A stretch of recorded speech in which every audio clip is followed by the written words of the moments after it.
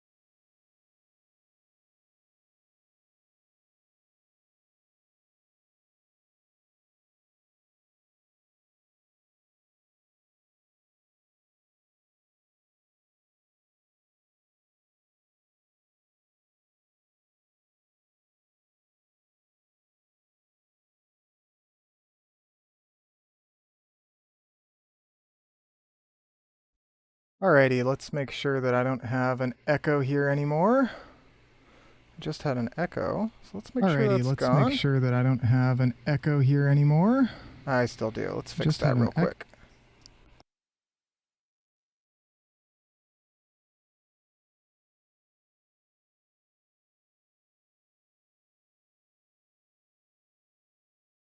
Testing, testing.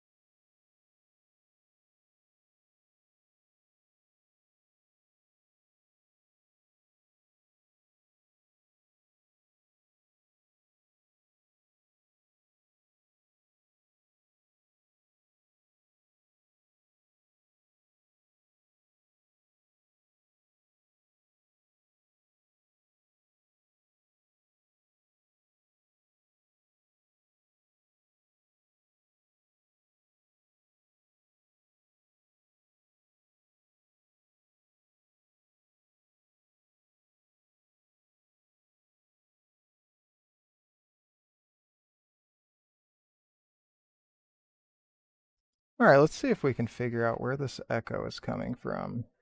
Let's see here. All right, let's see if we can figure out where this echo is coming from. Let's see here. All right, let's see if we can figure out where this echo is coming from. Ah, I found it. Let's see it's here. Trovo.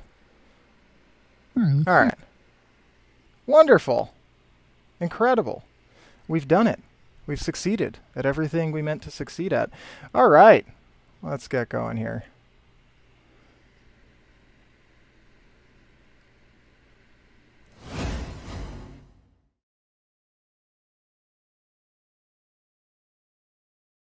I am now live. Wonderful. So, hi guys, to whoever is watching, I'm Soy. I go by Oliver or Soy, Stefan Oliver Yosef. I started streaming last week, but this is my first real stream where I told people about it, so welcome. It's Christmas Eve here. It's 10 p.m. Central. That's where I'm at, East Texas. And I won this shirt in some kind of a raffle thing from work. So pretty cool stuff. I just got it in the mail today. Ta-da. Oh. Let's make sure that the stream is actually working. Let me pull up my stream in another window and make sure that we're all good to go. It looks like it is. Let's see here. Let me pull up. Good to go. Yes, that is me. Wow. Fantastic. We're good. We're great. All right. So I have here an outline that I have prepared for today's stream.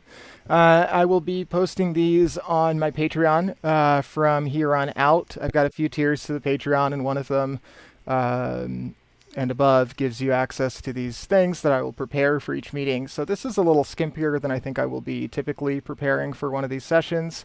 I just had a lot of other stuff to prepare for today's stream, so this is what we've got though. You know, the basics of the stream, title, subtitle, and then the things that we'll be talking about. Everything is also sourced with my own sources, so if you click on one of these sources, it takes you to the citation at the end here.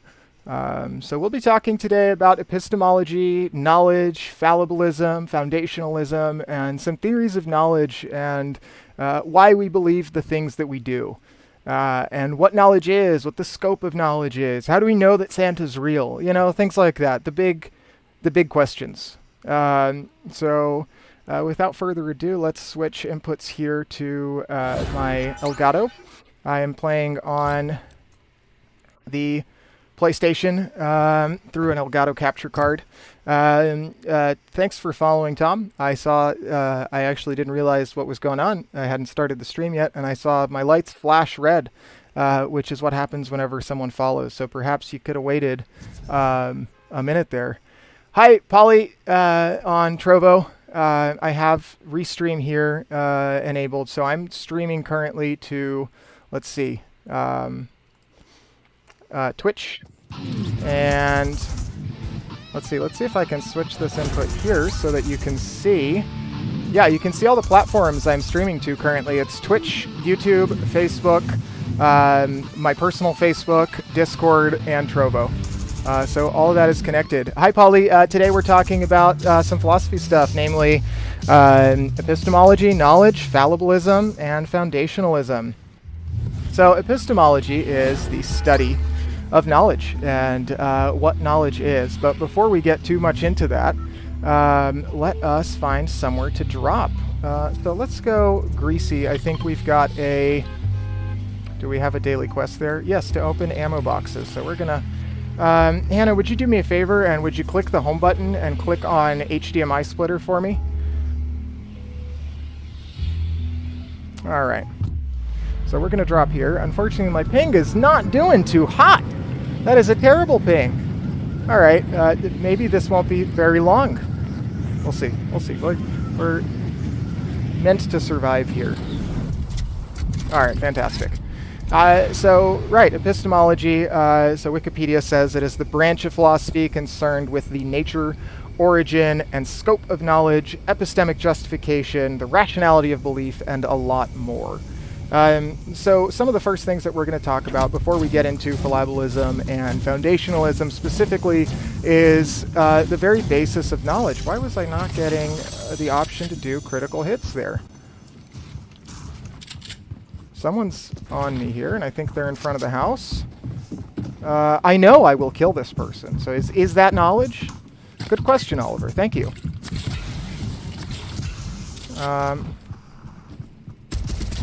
Oh, yes. A good start. See, I knew that. I had a justified belief that I would get that kill because I am good at the game. It is a true belief because it did end up happening, and it's a belief because I believe it. And so Plato, proposed this theory of what knowledge is, namely that it is a justified true belief. So is it truly, it is knowledgeable. Yeah, you're right, Flat Earth. Is it truly knowledge when I said that I knew I was going to kill that guy? Is it because I knew it to be the case? It did end up being the case, and I had a justified true belief, right? Let's see here. I've got a shotgun. I don't want medkit. Medkits suck. SMG's good. Maybe we can swap out the SMG here for this spot. Boom, boom, boom. Wham, bam. Thank you, ma'am. Okay. All right. We've got that weapon out. So yeah, Plato argued for what some people called the JTB theory of knowledge, the justified true belief. And there's a famous rebuttal to that, namely the Gettier problem. Let's switch to this laptop camera here so I can look a little more closely at what's going on here. Mind you, with some lag. Oh, I could have used that med kit. Not looking too good. Alright, let's see if we can get this off. So Gettier said in 1963 that justified true belief is not always knowledge. And I think actually a good example, not one of the two that Gettier proposed in 1963, because I was not playing Fortnite then, but one of the examples he gave was that, here, I'll read through this when I have a moment here. Let's go down. If we go down, then I think we have more of a shot of surviving. Where's this chest?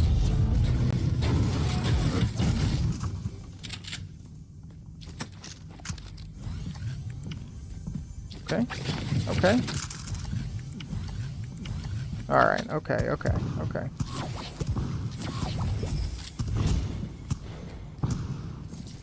Alright, we've got two of these fellas.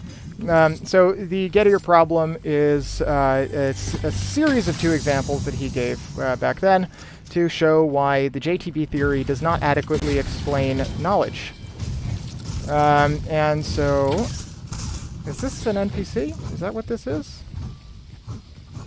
I think that's an NPC there.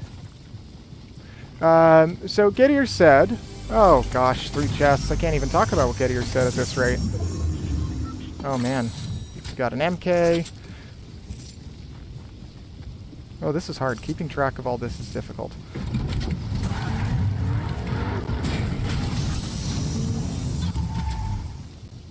Alright, we'll get in a car. I think if I get in a car, I have more of an opportunity to read something from here. I'm actually going to pull up this screen here so we can see what Gettier said while we chat here. So, maybe, can I full screen this? Is that possible? Yeah. Check it out. Ha! Nope. Alright. Case 1. So let's suppose that Smith and Jones have applied for a certain job. And let's suppose that Smith has strong evidence for the following. Oh my. Let's go here. Let's go on a little trip here. Let's go on a little trip. And let's suppose that Smith has strong evidence for the following conjunctive proposition, and let's call it D. So Jones is the man who will get the job, and Jones has 10 coins in his pocket. This evidence for D could be varied. It might be that the president of the company assured him that Jones would get the job, no matter what, and that Smith had counted the coins in Jones's pockets 10 minutes ago, and there were 10 coins. So proposition D entails something else. This idea E, that the man who will get the job has 10 coins in his pocket. And so that's kind of what Smith is presupposing here. And so let's suppose that Smith sees the entailment from D to E and accepts E on the grounds of D, for which he has strong evidence. In this case, Smith is probably clearly justified, depending on what exactly counts as substantive evidence for you, but you might say that he's clearly justified in believing that E is true. I've now lost my marker. Alright. So what happens if, further unknown to Smith, he gets the job, not Jones? And also unknown to Smith, he finds 10 coins in his pocket. So it turns out then that E is true. You know, the person who... Let's see. The person who gets the job has 10 coins in his pocket. You know, this chicken ain't it. Goodbye, chicken. But from proposition D, from which Smith inferred E, that's false. So is Smith truly justified in believing what he believed? And it's equally clear that Smith does not know that E is true, because it's true in virtue of the number of coins in Smith's pocket. Even though he didn't know how many coins were in his pocket. And he bases his belief on E on account of the coins in Jones's pocket, which is what he assumed would be going on. So even though his whole understanding of the situation was wrong, he still got something that some people might call knowledge. Okay, let's switch to this camera here. Alright, Oh man.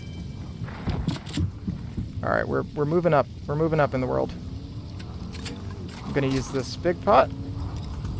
I'm gonna pick up that SMG, and the world's gonna be. I know that I will survive. Oh no! Oh, that's not good. That's not a good start, is it? All right, so while I ready up here, let's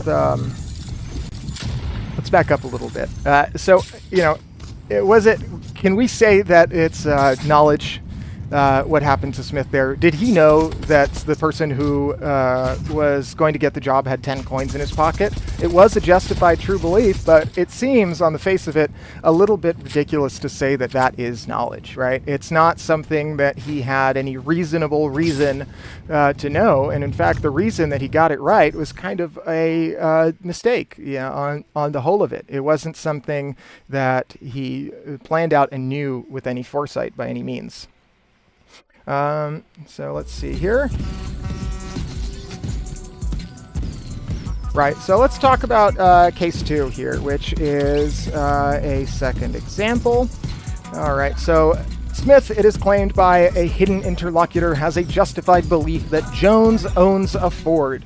Smith therefore justifiably concludes that by the rule of what we might call disjunction in production, that Jones owns a Ford, or Brown is in Barcelona. Right? If he knows that Jones owns a Ford, then it doesn't matter what you tack onto the or statement. You could say Jones owns a Ford, or hell has frozen over. Tack whatever on there. If it's an or statement, one of them has to be right. And if you know the first one to be right, you're good. Right? So even though Smith has no information whatsoever about the location of Brown, right? So he's just saying Brown is in Barcelona, right? Jones owns a Ford, or Brown is in Barcelona. But it turns out that Jones does not own a Ford. Not at all. There is no Ford for Jones. Let's drop here real quick. Let's drop at Greasy Grove again. Let's try to get these, ammo boxes? Yeah, I've gotten 0. So he does not own a Ford. Jones does not own a Ford, but by sheer coincidence, Brown really is in Barcelona. Again, Smith had a belief that was true and justified, but I think you might be hard-pressed to call that knowledge. It's not something that he knew. It's not something that ended up being true because of his justified belief. So I think maybe that is part of what's missing there, is that the line is drawn between the justified true belief and or between the truth and the justification. And so if the truth makes the justification, maybe then it's knowledge. And in these cases, the truth is not what makes the justification. The truth of the original claim is not necessarily what makes the justification justifiable. I think I'm making sense. But I'm hearing myself, and it's not coming out the way. It's not making as much sense as I thought it would. My gosh, this is hard to keep track of. Let's grab ourselves a bounty here. I don't have anything short range enough. Oh gosh, they're coming. Let's switch cameras here. All right, I see it a little more clearly here, so I think we're about to.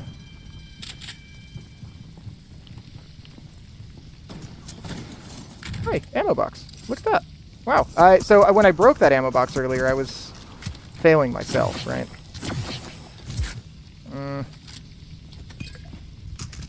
Nope. We want the mini. All right, let's get out of here. Let's go find another ammo box. Let's get this bread, you might say. Perhaps, if you weren't gluten intolerant. Okay, all right, let's see. Let's pull this up back here. And let's see what we've got.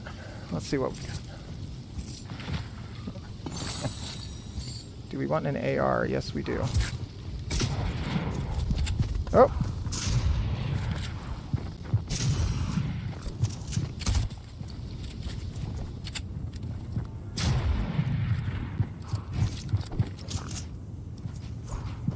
Oh my. Oh well, 100% bot move right there. Thank you, Colonel Fox. 41. A shame. Okay. I don't know if we'll have more luck here.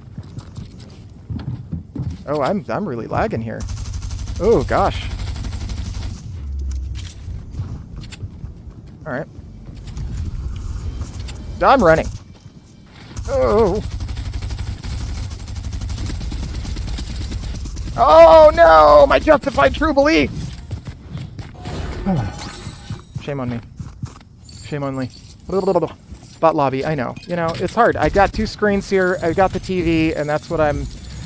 TV's closer to the main camera, and so I'm trying to stick with that, but it's like 10 feet away from me and angled towards the couch, not over here. So it's hard. It's hard. It's hard to win. It's hard to win. You know? So let's go back to our little intermission screen here. And let's go on and kind of break into knowledge a bit further. So beyond just the basics of what knowledge is, let's talk about what makes... how do we describe knowledge, right? So what is the nature of knowledge? What kinds of knowledge are there? So generally people talk about a few different kinds of knowledge. So something like descriptive knowledge would be a set of facts, for instance. So, oh, we're doing emotes, huh? I don't even know how the whole emote things works. Emotes? I don't know. I'm figuring Twitch out as we go. This is new to me. So a descriptive fact might be Santa is real, right? That's a piece of knowledge. That's a claim. A procedural type of knowledge might be I know how to drive a sleigh. I mean, look at the outfit. Doesn't it say that in and of itself? In fact, I've got the matching pants. I got this all from work, and it is a good matching set. So here we go. Boom. Yeah, dab on him. Dab on him. Okay, thank you. I know how to drive a sleigh. Acquaintance type of knowledge. I am acquainted with a place or a person. That would be a type of knowledge. You could say, I know this person. For example, I know Santa. He's awesome. Great guy, right? He's the best.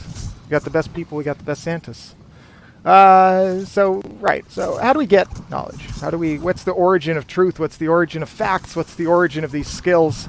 So I'm just going to list off what Wikipedia's got here, which is a series of things that I think pretty exhaustively classifies most types of knowledge that we get. So perception, reason, memory, testimony, scientific inquiry, education, practice, and more. So how do we come to find out about Santa Claus? Anyone want to venture a guess as to what type of knowledge? Quick drop here. Quick drop here to Greasy Grove. Greasy Grove here, quick drop. Right? That's greasy. We're gonna try to open up these ammo boxes. So we acquire knowledge about Santa generally through testimony, right? We've got parents that tell us, oh, Santa Claus, totally real guy. Yeah, very cool. Very awesome. He leaves you gifts under the whatever, you know? And it's a combination of that, I would say, and reason, because we reason that our parents are generally... Oh, God, what have I done? Oh, this is no good. All right. We reason that our parents are generally truthful, and we don't have to... Oh, God, this is like the worst start I've had this season, perhaps.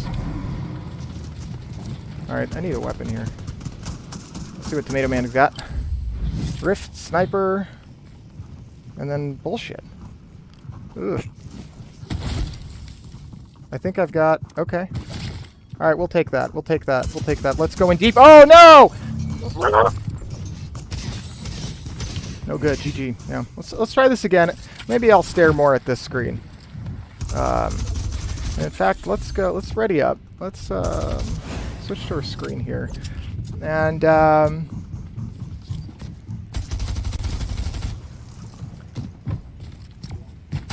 let's see. This posted everywhere? Did this get...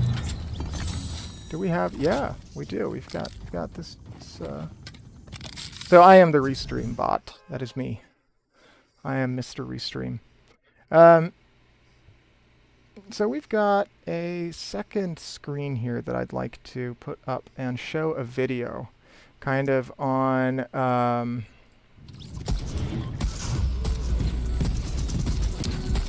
some of these ideas of knowledge. Well, actually, let's get there in a second. Before we get to fallibilism and foundationalism and some of these specific F words that I've outlined here, let's get this background on epistemology a bit more solidified. So, what's the scope of knowledge? We talked a little bit about the definition of knowledge, the very matter of knowledge, the very nature of knowledge, the origin of knowledge, but what kind of things are even knowable in the first place? Are truths about Santa knowable? We're doing another quick drop. I don't know if this is really working out for me.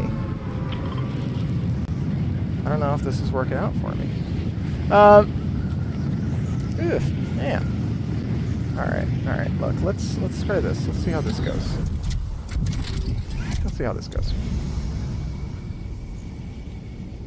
No. That ain't right. Doesn't feel right in my soul. All right, so there we go. We're gonna land here. And I'm feeling good about it. This is where I lost my MK Ultra. MK whatever. Alright, I don't have a weapon. I do have a weapon, actually.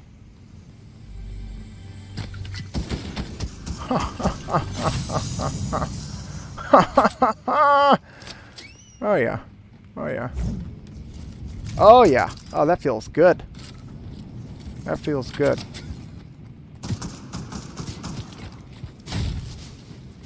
Man, I don't...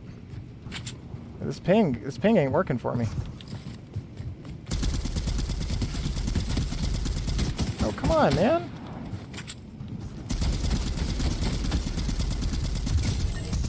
Alright, I'll take it. Come on, dude. Come on, build. You're a builder. You're supposed to be an architect. What is this? We don't like it.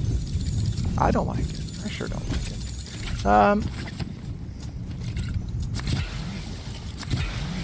It's this angling.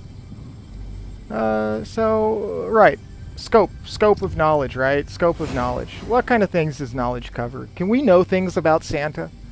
If we make a claim about Santa, is that something that fits within the purview of knowledge, right? Is that even something that we can begin to talk about truths about, or facts about Santa facts? Are they beliefs?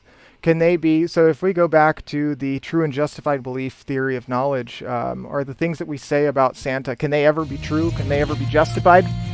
Right? I feel like a little elf here, you know? I've got the whole get-up going on. Wonderful.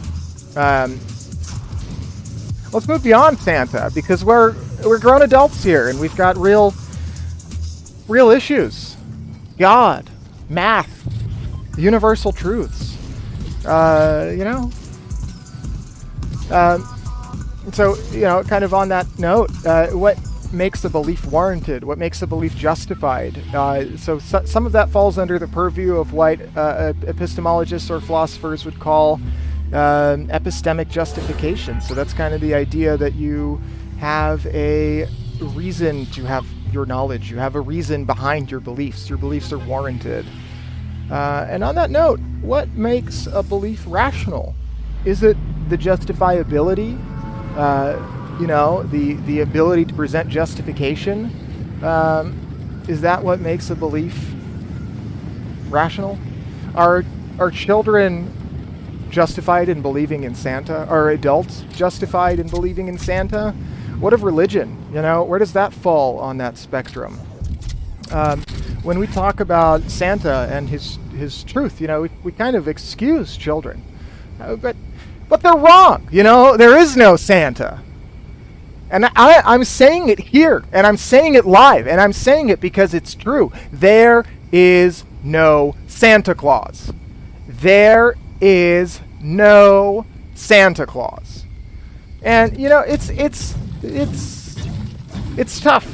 It's tough. It's tough to say that, because I haven't, you know, how do you prove the lack of existence of someone? You know, that's not easy.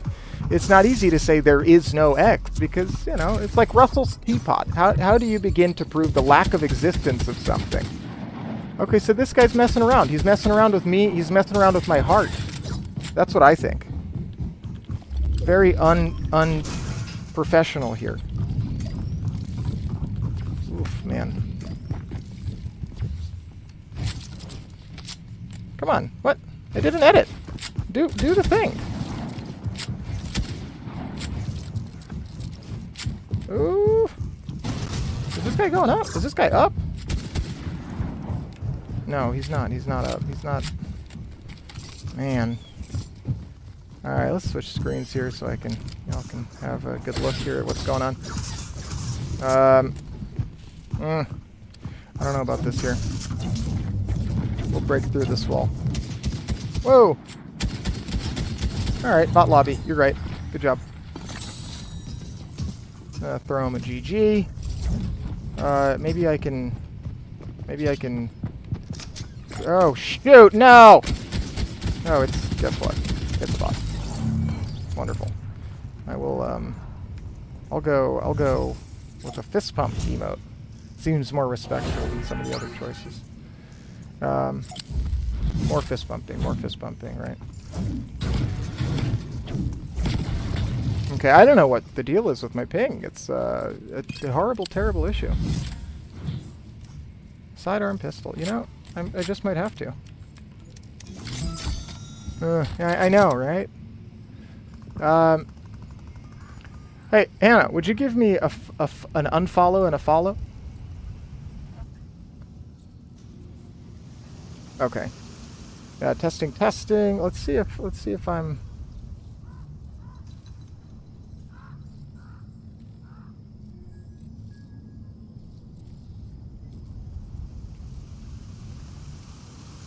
All right, we're back, I think. I don't know. All right, I've got a pistol. We're gonna try to get this to work here. Oh no. Aha! There we go. See, that's what happens when someone follows. Thank you. You're great. Tom, that's what happened before. You know, I was prepping for the stream and I just saw that and I was like, man, I'm already famous. Incredible, right? Just wow. So let's see here. There's a... Yeah, this is funny because you know, it is hype. Yeah, thank you. Very neat stuff. Oh, we've got some more. I don't know. All right, I see a ammo box here. See an ammo box there. All right, let's get a bit more aggressive here. I'm kind of hiding out here. I don't know what the deal is. You know what? I'm gonna turn on an air conditioner real quick because it is quite warm in this shirt. As lovely as it is. As lovely as it is. Oh no, I can't, can I? I've got footsteps on me. Okay. Alright, let's get it. Okay. Whoa! Alright, my ping is a little bit better.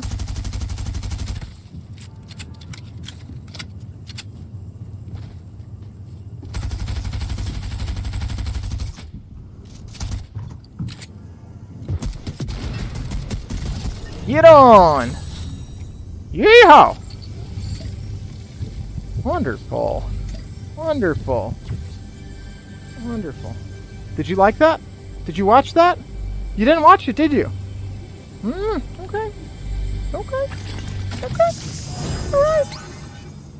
Okay. That's okay. It's fine. It's fine. It's alright. I'm, you know. Alright, hop in this tent here. Oof. A little sweltering in here. Let's go to this BRB screen real quick, huh? How about that? How about that?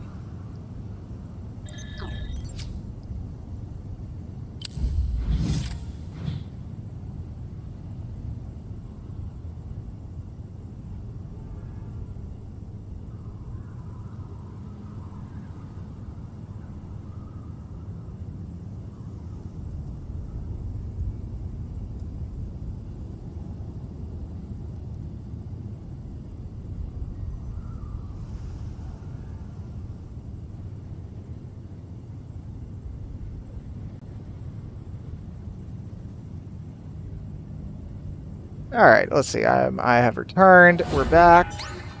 Boom de yada. We've got air flowing. It's great. It feels like air. I don't know. All right, let's rest. Let's be well rested here before we leave this place. All right. Where to?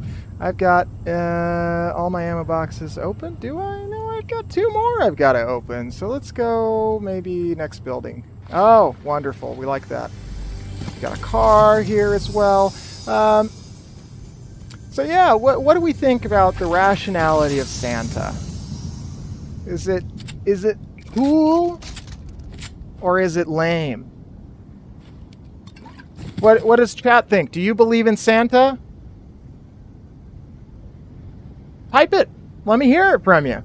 You're not represented in the chat. Do you believe in Santa? Is Santa real? Do we know that Santa is real? I'm gonna say Santa is not real. Oh gosh, oh gosh, oh gosh. Alright, here we go, we're going in. Oh, my ping. My poor ping. Where is this guy? Okay, I see him.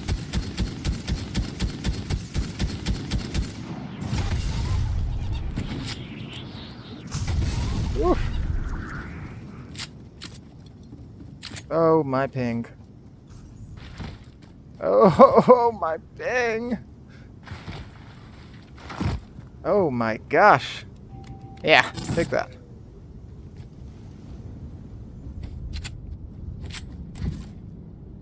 Okay.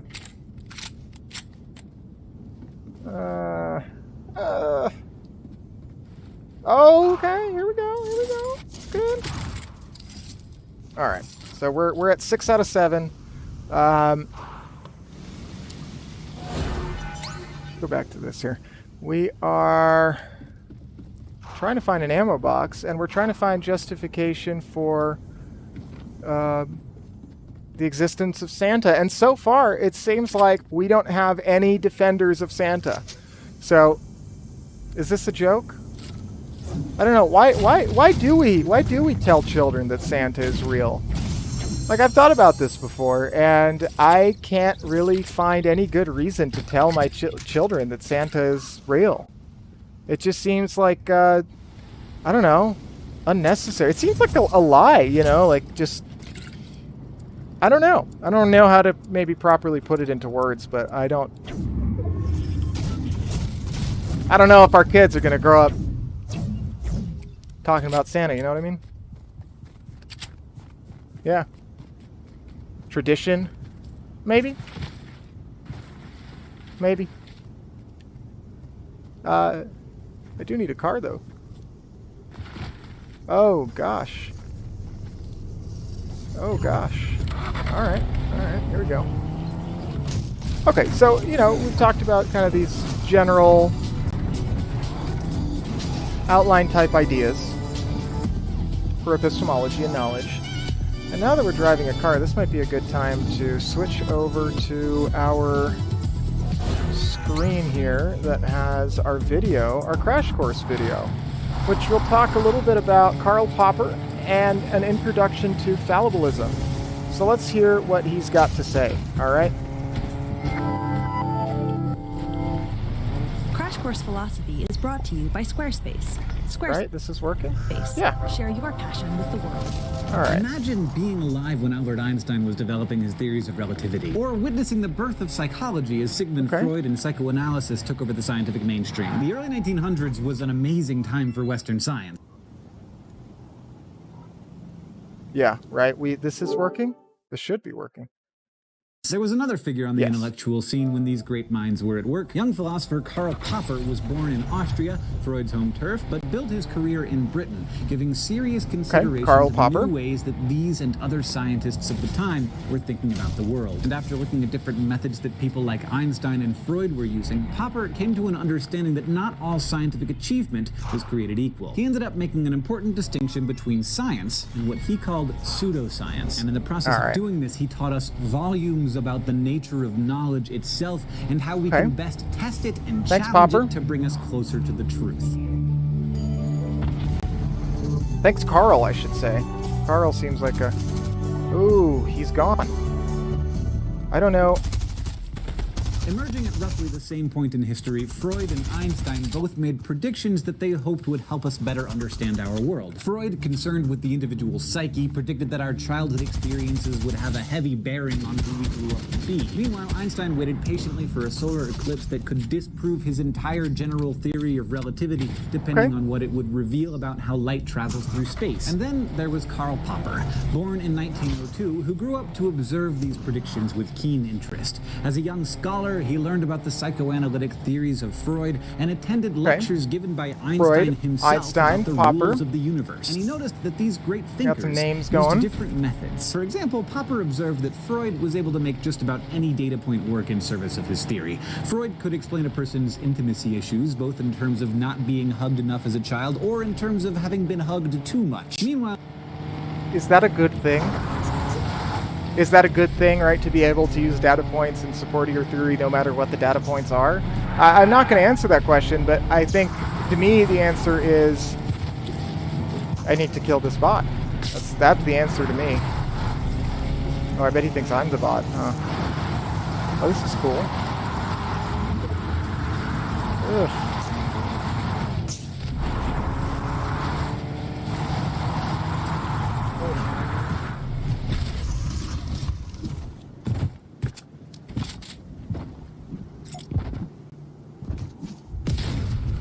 Bro. Alright. I'm alright with that. Alright, let's go for a sleigh ride, man. If that's what we're doing.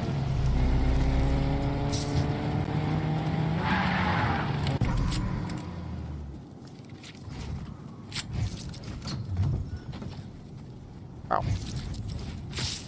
This is how it is, huh? Where is this guy? Am I just lost here? Is it just me? Yeah, it's just me. Okay. Let's hear a little bit more about Popper once we get through this fight here.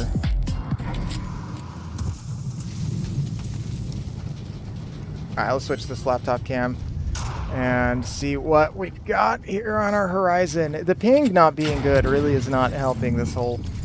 This is a second ping. I don't know what the deal is. Normally my ping is sub 100. Maybe 60? I'm not near the North Virginia servers, so they're not ideal, but they're certainly not bad. Not this. This is not what I usually play with, so this is very unusual. My god, this is borderline unplayable. I've gotten some kills, so I'm pleased. You know, all in all, I'm fairly pleased.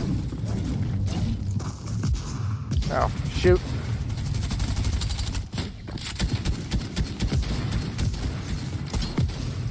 Alright, 68 health. Not too bad considering the ping and everything, you know.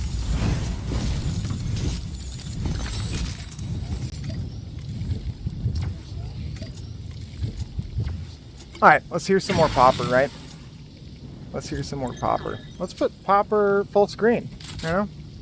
While we wait for the game. Almost any behavior on the part of a female could be explained in terms of penis envy. Evidence Classic to support penis Freud's theory envy. seemed to be everywhere. But Popper saw that Einstein was making a different type of prediction. Instead of looking backward and using past data to predict the present, he was looking ahead and predicting future states of affairs. Einstein's theory was truly risky, Popper realized, because if the future didn't match his predictions, then his theory would be conclusively disproven. If the results of the solar eclipse in 1919 had been different, general relativity would have been finished. Freud, on the other hand, could always just read the past differently so as to maintain some kind of confirmation of his theory. Suddenly, Popper understood the difference between the science that Einstein was doing and what Freud was doing, which Popper rather snootily referred to as pseudoscience. Now, whether psychology today is considered a hard science or a social science or some other kind might be debatable, but you won't find many mainstream thinkers who consider it pseudoscience. But still, nearly 100 years ago, when Popper was reaching these conclusions, no modern philosopher had really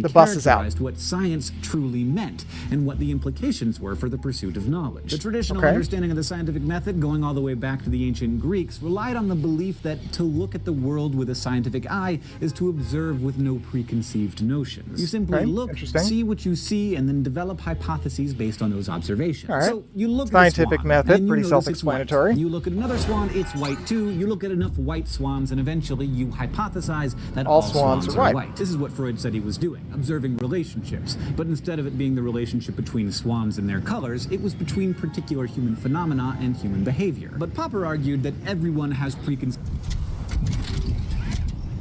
All right, so what's the problem with this kind of thinking? I would say that it's there's a lack of one thinking involved beyond the examples before us, so it's purely empirical. Don't know what that sound is. I detected some unusual seismic activity. Oh, we've got a quest. Maybe the island has a nervous stomach after its little gymnastics routine. Or Maybe the island does have a nervous stomach. Would you mind hiking up those perilous, deadly mountains? I need you to check All right. kilometers. You know what? Let's go to this. Let's see how we're doing here. Let's see what's up. Oh, man, this is not looking too hot. So I think that's below us.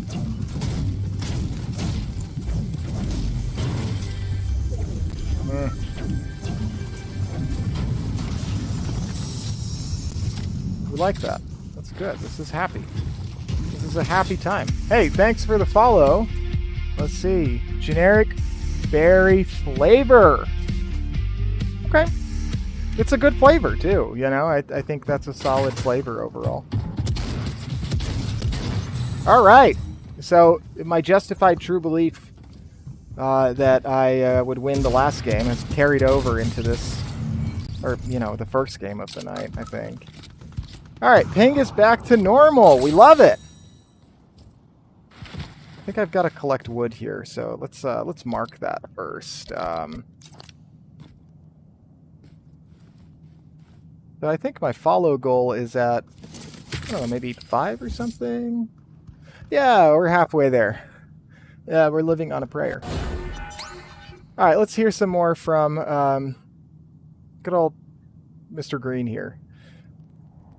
Conceived notions of some kind. We all start out with a hunch, whether we admit it or not. After all, what you decide to observe is determined by what you already care about enough to observe in the first place. And the fact that you care about it so much means that you already have some beliefs about it. So, what does that tell us about Freud? Popper became convinced that methods like his that only served to confirm beliefs were pseudoscience, and they could be used to prove anything. Consider the existence of Santa Claus. I don't see too much wrong with that definition. I try to find evidence of Santa's existence. I'm gonna find it easily. Incredible. I did not plan this. I am not Santa. On Christmas morning, there's the guy at the mall, and then there are all those songs and stories and TV shows and movies. They combine That's pretty solid to confirm evidence. your belief in Santa. But Popper would argue that it's only by seeking to disprove Santa's existence that you can demonstrate his unreality. So the question is, when we begin to test a theory, are we looking to confirm it or to disconfirm it? This is the key point. For Popper, science disconfirms, while pseudoscience confirms. He learned this insight by establishing a series of distinct conclusions about science and knowledge. First, he said, it's easy to find confirmation of a theory if you're looking for it. Remember the presents under the tree?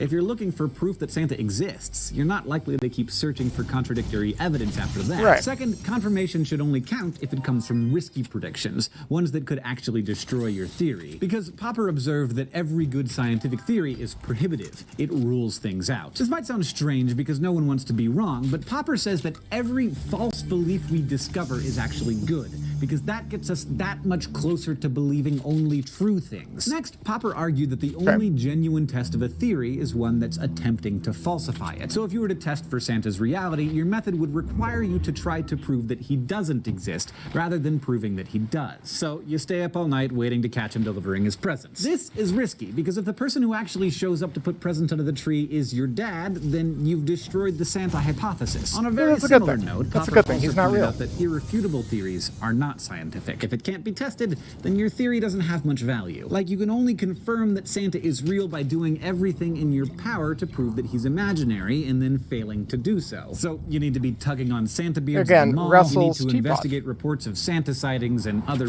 weirdos caught breaking into people's houses through their chimneys. If you want to be able to really trust in your belief in Santa in a genuinely scientific way, you need to put your belief to the test in every way you can imagine. This is where Popper says that you have earned the right to call a theory scientific. And finally, once you've disproven your theory, Popper said, you need to be willing to give it up. I mean, you can still cling to the Santa myth even after you catch your dad putting gifts so under this the is tree kind of like just lie the that basic Santa of the had dropped scientific the gifts off earlier and that he was method. just helping. But if What you're a makes the scientist, scientific you're gonna method have scientific? to be willing to let your beliefs go, accept the evidence, move on. And this is the modern scientific thinking that we accept today.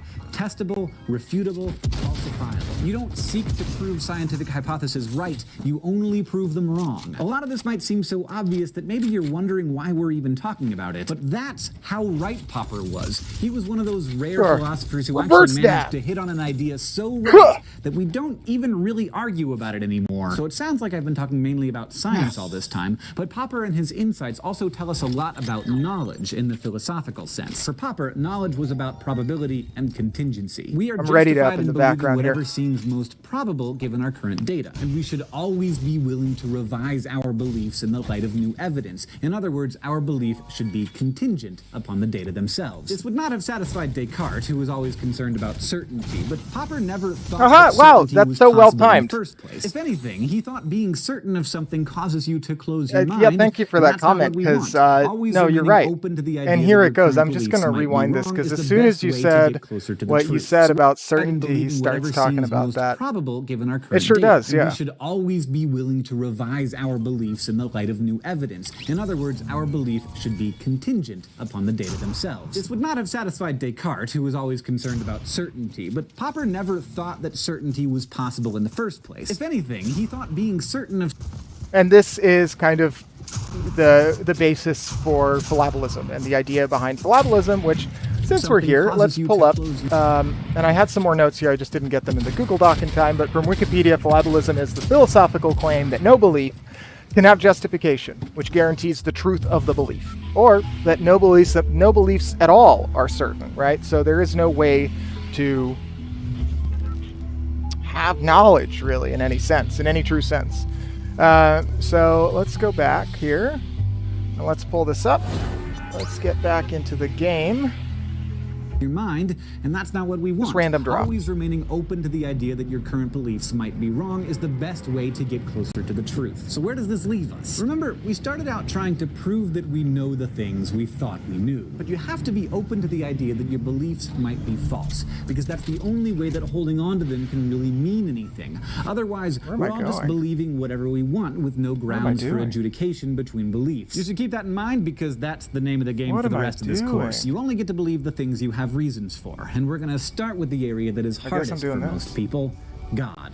Hope to see you there. Today you learned about Karl Popper and his insights into science, pseudoscience, and knowledge, which might best be summarized as science disconfirms while pseudoscience confirms. This episode of Crash Course Philosophy is made possible by Squarespace. Squarespace is a way to create I don't know that I really like that summary there, that science disconfirms and pseudoscience confirms, but I think the rest of this video is pretty solid, and I did not plan the Santa input there. All right, let's see what we're doing here with ourselves. Build structures at Coney. So let's make our way to Coney here. Is that far? I don't know this map much at all yet. Where am I going? Am I even facing the right way? Yes. Here we go. Here we go.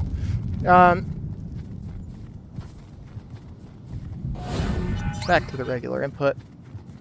Got a bit more screen space here. And so, yeah, so that kind of brings us to... ooh. Did someone just die here? Thought I heard something.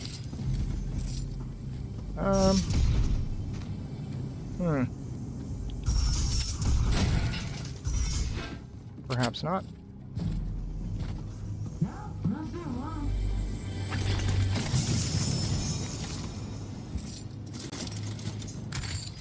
Alright, a better drop than before, even though we don't have...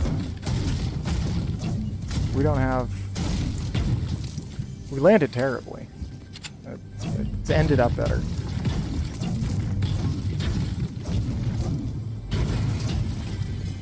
Where is this? So let's contrast, instead of talking about fallibilism directly here, let's contrast it with the other F word that we've got going on, namely foundationalism, which is a sort of different take on knowledge and how we believe, or why we believe what we believe, or what kind of truths can be called truthful, or what even qualifies as truth or can qualify as truth. And so foundationalism sort of has a root in foundations, right? So Wikipedia defines it as a branch of philosophy that concerns philosophical theories that of knowledge resting upon justified beliefs. So in foundationalism, there are justified beliefs. And so, or if not that, some secure foundation of certainty, like a conclusion inferred from a basis of already known to be sound premises. So you might say that you know something to be true because you know something else to be true. And that thing that you are relying upon is a known truth, something that you can feel confident starting off with. For example, 1 + 1 = 2, right? From that, we can deduce all sorts of mathematical truths. If we assume the validity of addition, if we assume the validity of what have you, then we can infer from those basic tenets. And I think there is a dichotomy here, and there is a major trivial distinction. This is one of the two-person things, right? Okay. Ah, look at that. The game is friendly. The game is friendly. So, with fallibilism, we have this idea that the world around us is not giving of truths to us. We can't make truth claims about the world because it's, they all rely on other claims, right? Truth, the way we obtain truth and the scope of truth relies on other truths. Almost always, there's few basic tenets that most people would be willing to, give you as truth. 1 + 1 = 2. Other people might say stuff like God exists, right? These are just fundamental truths about the world, depending on who you ask. And others would disagree, so it's kind of hard to have a rational disagreement between the two when the very basis of rationality and the basis of that discussion is going to be called into question by either party, depending on how that goes. Let's see here. Is this spam? Are you spamming the chat? I don't even know how to read your name. I'm going to put you in a timeout. I don't know if you're spamming. I don't even know what Vum and Go is.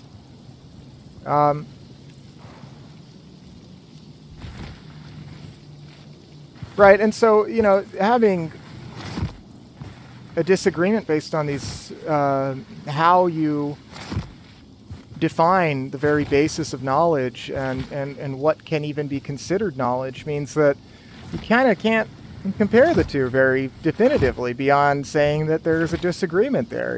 It's kind of a matter of perspective and a matter of seeing things how you see them. So I've got another video that I wanted to pull up here, and I will do so. Yeah, you're right. And so thank you, Generic Berry Flavor. You're right, because any kind of discussion of knowledge, he said, any discussion of knowledge rests to some degree, or this person said, any discussion of knowledge rests to some degree upon the assumption that it can be communicated. right? And so, you know, inherent in the idea of a discussion is the idea that, you know, you're communicating ideas in a way that makes sense. But if there is no truth to be obtained about the world, and you know, you take this hardline stance about the, you know, the very conversation that you're having, or if you have a Descartesian view and you've got a demon in your mind which is convincing you about all these things about the external world and nothing is true and the world is hostile and demonic, you know, like, what's the point of the discussion then, right? Like, it's at least in terms of what the other person can get out of it. If it's meant to communicate something, those are kind of discussion defeating to some degree. Maybe we'll take another pepper here. Let's see here. Oh, plenty of chests. We love this. So I've got another video here about the other topic. Is this a green? What's blue? Is there something? Oh, the snowman. Poor old snowman. Let's see here. So this video is by a user on YouTube, Philo Notes. Some kind of philosophical. Uh-oh, we have a vehicle. Let's see if they stop here. I might push on them. Let's push. Let's go. Let's make this happen.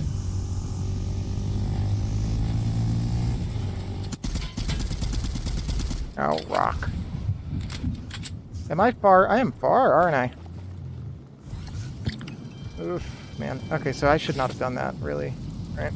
Because now I'm kind of behind here. Oh, we've got Spider-Man on our butts.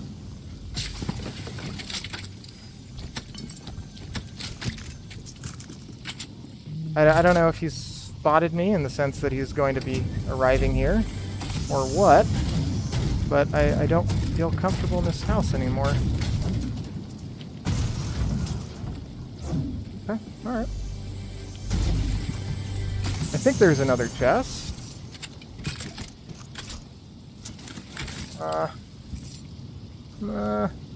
I don't really want this shotgun.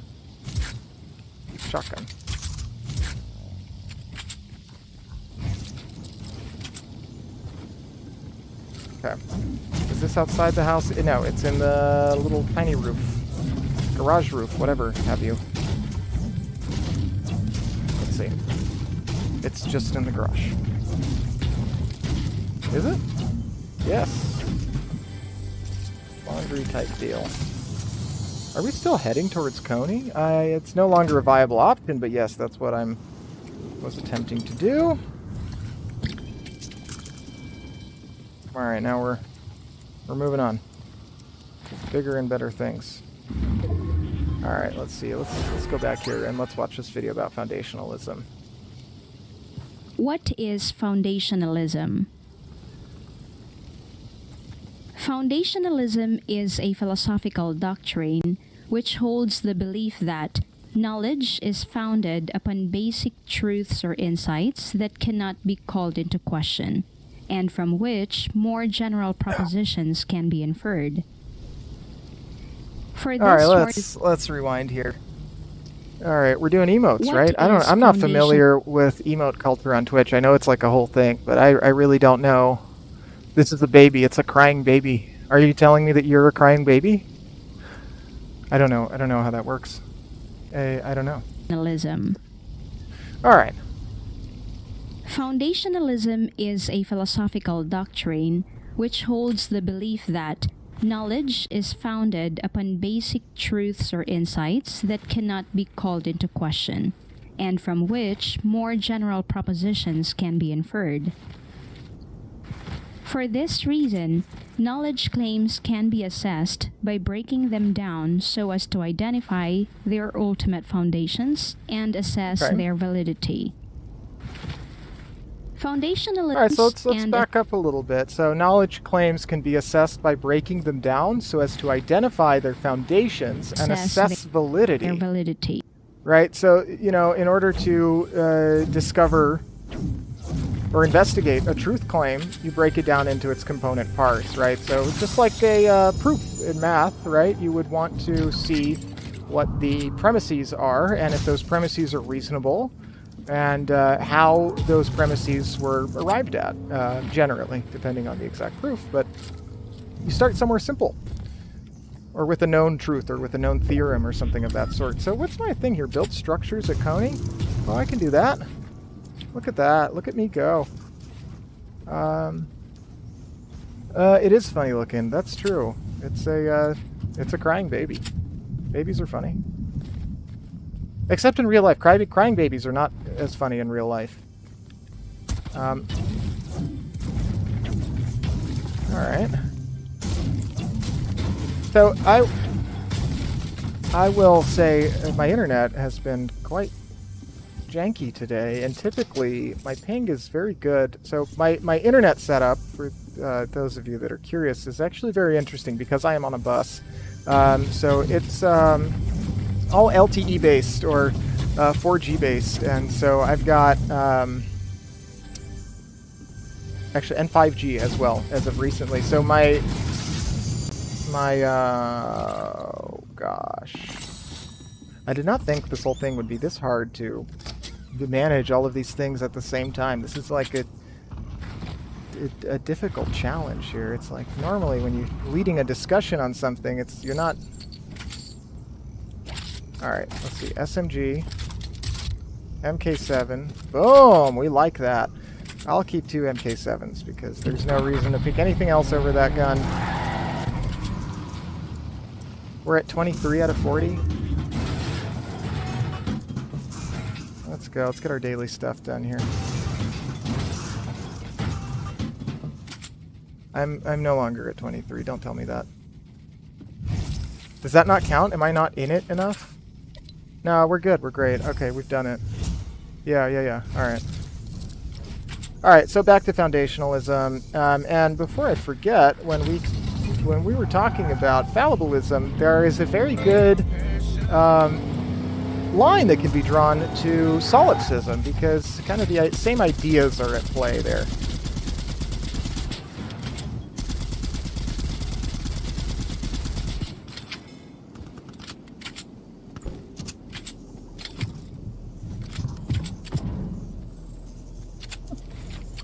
Now this guy's gonna have to move. Right?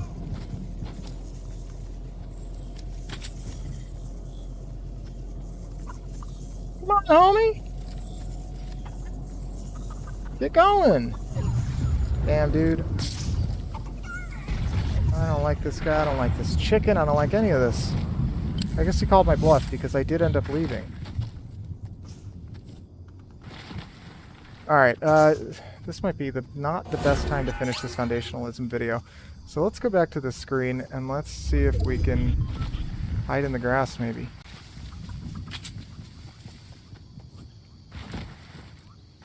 I don't know. Maybe we do have time. Foundationalism has a long history. In fact, it dates as far back as Aristotle. In his Posterior Analytics, Aristotle argues for foundationalism on the basis of the regress argument. He assumes that the alternatives to foundationalism must either endorse circular reasoning or land in an infinite regress of reasons. Because neither of these views is plausible for Aristotle, then he believes that foundationalism comes out as the clear winner in an argument by elimination. You know, epic gaming is happening. Arguably, Videos the French philosopher on René Descartes is the most well-known foundationalist, who takes as the foundation the allegedly indubitable knowledge of his own existence and the content of his ideas. As is well known, Descartes provides a classic example of foundationalism when he uses a process of methodical doubt to arrive at the indubitable cogito. Everyone knows the quote, right? I think, therefore I am, which provides the foundation of his philosophical system and which is the basis for a first philosophy. In the post-Kantian tradition, it is often argued... Okay, it's time for the epic gaming to occur here.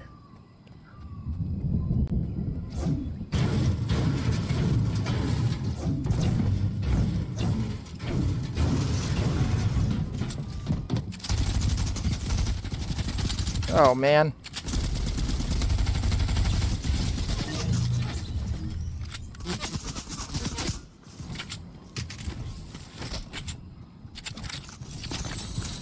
Cool. I'm pleased.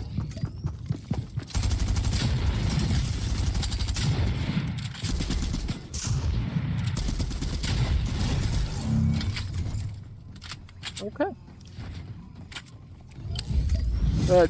Dab. We dab on them. We're dabbing. Very good. Very good.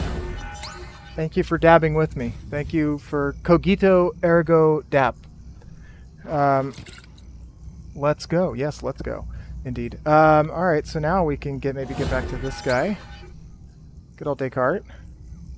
I think therefore I dab. Yeah. All right. Philosophy. In the post-Kantian tradition, it is often argued that philosophy itself is foundational, in that, being grounded in reason, it can adjudicate and assess the validity of the claims to truth that go to make up a culture. It is important to note, however, that all foundationalist arguments are vulnerable to counter-argument of infinite regress, which raises the question of what provides the foundations for the foundation. I can't do that. I can't do that at the same time. Oh, we're dying. We're dying. We're dying. We're dying. We're dying. We're dying. Oh, no. Oh, no.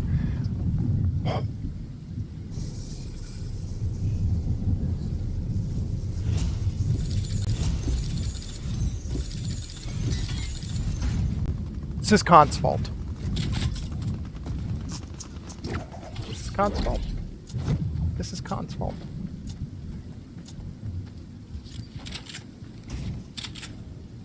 Kant was the ugly guy, right? Kant was ugly, so no one needs Kant.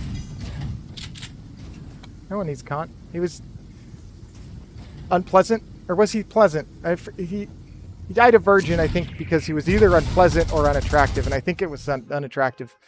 I don't know. I'm just talking trash. I'm not sure. Let's rewind a little bit. I didn't hear this bit here. So let's go to here. It is important to note, however, that all foundationalist arguments are vulnerable to counter-argument of infinite regress, which raises the question of what provides the foundations for the foundations. Okay, so how do we know that 1 + 1 = true? Critics of the foundationalist epistemology, such as Richard Rorty and Gianni Vattimo, questioned the need for a theory of knowledge. Yeah, he was a nerd. Hermeneutics provides an alternative to the search for a strong foundations or cast iron epistemologies. Okay, so let's kind of back up to here, and let's see what's at the end here. Wireless philosophy. I don't know who that is, so I don't know. We're not doing that. We'll go here and let's have a good game here. Oh no, we've got a video playing that I know now. Alright. So let's back up a little bit and let's see what you said here. Kant's perspective on the self, God, and noumena are classic foundationalist. Yeah, and the noumena phenomena thing is a very relevant thing to bring up in this context. Living in his mom's basement, beta. Yeah. So, yeah, I was going to say something about solipsism and how that relates to the fallibilist perspective or the foundationalist perspective, but I think that video kind of did it for me in regards to the cogito ergo sum thing.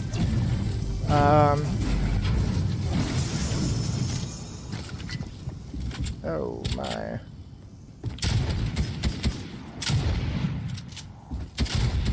Oh no. Oh wow, this is really I'm doing this yep. In front of people. See that? I totally got it going on. That's sad. I'm sorry. A heal from my moment of shame. A minute of shame there. Small minute of shame. Oh, I can maybe grab this. Do some resting. Nice R&R.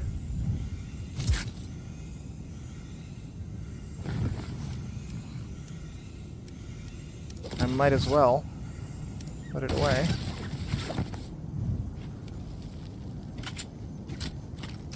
Okay. And let's see here. Let's go. Man, I'm gonna get this. Yeah, so my internet is a bunch of 4G boxes strung together essentially, and tied to a router that's actually a computer.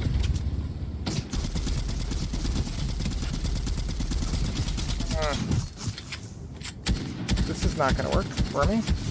Oh, it did. Look at that. Look at that!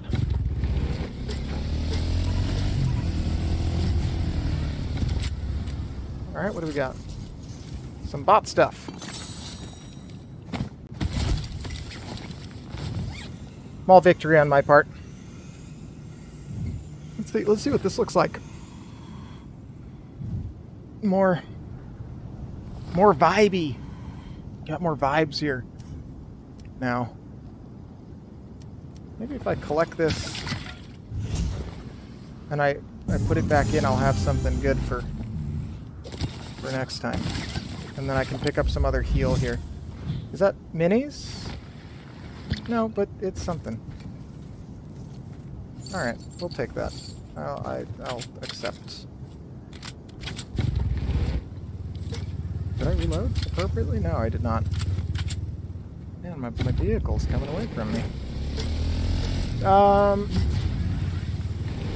I'm really just not doing too hot right here.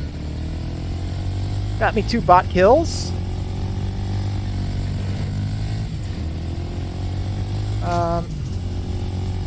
Yeah, really, that's kind of all I had planned. I think we covered most of the topics that I wanted to cover for today. You know, this being the first stream of its kind here for me, where I actually invited people on and, you know, planned it out and had a discussion about an actual topic. This is what I'm going to be doing every Friday, and I think also Sundays. So my Friday stream schedule is going to be after, I'm thinking 9 Central. So tonight it started at 10 Central. I think I'm going to move that an hour earlier. That would be, so if it's 9 Central, that makes it 10 Eastern and 7 Pacific, or 8 Mountain Time. Man, I really don't like the Ranger. It is a fake gun. It's a fake gun. And so I will be doing Fortnite Philosophy Fridays every Friday. And, ooh, that I'm putting in here. Let's go. No need for that. In fact, I should just switch that to permanently be in that slot. Oh, come on.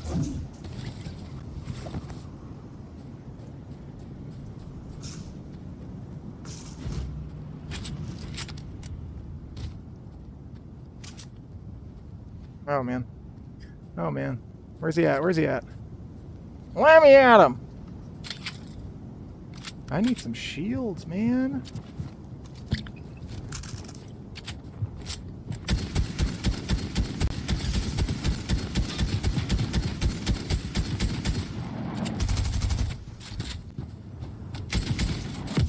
Wow!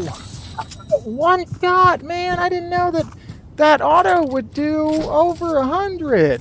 I think it probably does 100. I'm going to ready up here, and let me give you guys a bit of a better view here of what I've got going on.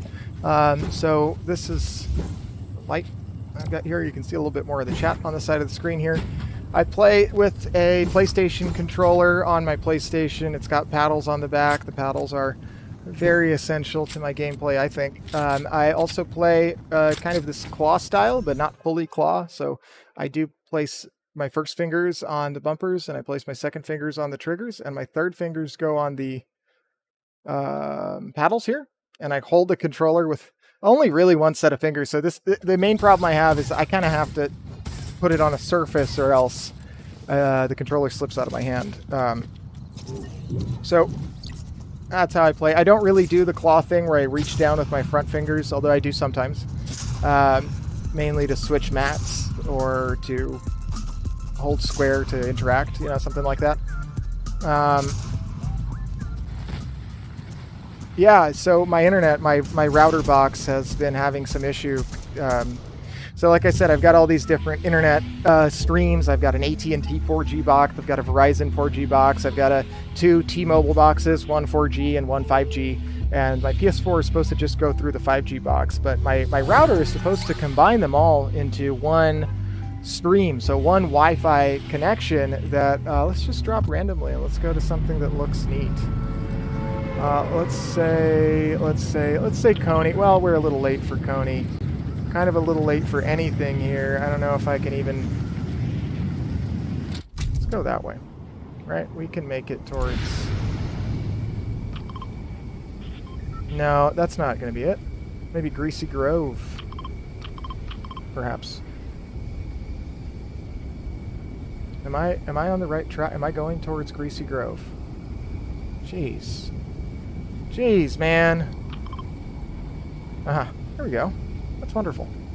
Yeah, so combining that should, in theory, increase my download, my upload speeds combined across all my modems. But I have not had success this past week. I think we had a power surge about a week ago, and my router didn't like that. The OS is installed on the router OS is installed on flash memory, and it did not like the sudden restart. So part of its functionality is limited, and I think that's what this is. Because my PS4 is supposed to pass through that whole system. So the way it works is I've done it again. I've landed at the exact same spot twice tonight, and there's nothing here. Does this damage me? Oh, neat. That's kind of neat.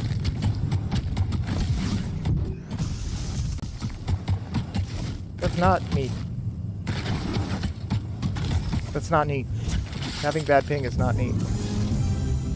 Okay, let's try. Woo.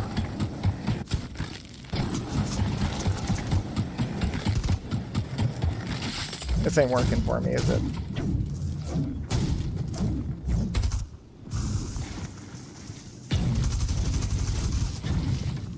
Come on! Come on! Oh, no! I've got vegetables! I've got vegetables! Don't come near me. The unchoppable curtain? Oh, there we go. Oh, it's just the ping, isn't it? Hey, would you do me a favor and turn off your hotspot? Thank you, thank you, thank you, thank you, thank you. Vum. Okay, all right. I warned you. You're in the timeout. You're in the timeout. In fact, I'm just gonna block you. Boom. Put user in timeout on YouTube. Wonderful. The user has been put into timeout, and let that be a lesson to the rest of you. Let that be a lesson to the rest of you. Okay. All right, we've got a blue pistol. We've got a thing here. And I see we have a new viewer here. So let's try to get... I think, you know, like I said, we kind of covered most of the stuff I was going to discuss. No good. No good. No good. Timeout time. I know, right? I've blocked them. I've blocked the Russian spammer. Yeah, so what did we cover? It's kind of, you know, survey. Yeah, just kind of overview of epistemology and the foundations of knowledge. We covered justified true beliefs and the Gettier problem, the nature of knowledge and the types of knowledge, the origin of knowledge and how we obtain knowledge. We asked questions about Santa Claus, like how do we come to find out about Santa Claus, and are claims about Santa even knowable at all? So I do want to say that as my channel expands here, I'm going to be making these detailed outlines, much more detailed than I've done. Well, I don't know about much, but somewhat more detailed than what I've done here. And what I've done here, you can see I've got a thing. Let me pull it up on this here, because that might be better. So in game, let's see, desktop, laptop screen. Boom, we've got this here. Yeah, so you can see it's just an outline, and it's got topics that I'm going to talk about. It's sourced, and the sources are not copied from Wikipedia. I put them in myself in MLA9, and it links directly to the part of the source there. And we talked about the Gettier problem, justified true beliefs, the actual 2 cases from 1963 that Gettier discussed to argue against the justified true belief theory of knowledge. We talked about the different kinds of knowledge, origins of knowledge. Like I said, we asked questions about Santa. We talked about the scope of knowledge, and we related that once again to Santa. And we talked about epistemic justification and the warranted nature of true beliefs or knowledge. We asked what kind of beliefs are rational. We talked a bit more about Santa there. And we briefly discussed fallibilism and foundationalism, and fallibilism specifically in regards to Karl Popper and his theories of scientific validation and the scientific hypothesis and scientific thinking. And when we discussed foundationalism, the video that we watched went over some of those same things and also talked about doubt, certainty, and Descartes. So on that note, let me... Woo! Alright, we're back. We're back, and we're once again landing like a bot. Oh no, alright, we've got something here. I detected some unusual seismic activity. Alright, what does this guy Maybe want? the island has a nervous stomach after its little gymnastics routine. Or maybe it's something worse. Would you mind hiking up those perilous, deadly mountains? I need you to check on my seismometers. Okay. Need you to check on my seismometers, huh? Collect readings from seismometers. So there's 3 seismometers. Let's see where we can find them. So I was talking about my stream schedule a minute ago. Oh, lovely. What a balanced, wonderful weapon. And so I'm planning on streaming 9 p.m. Central, 10 p.m. Eastern on every Friday for Fortnite Philosophy Fridays.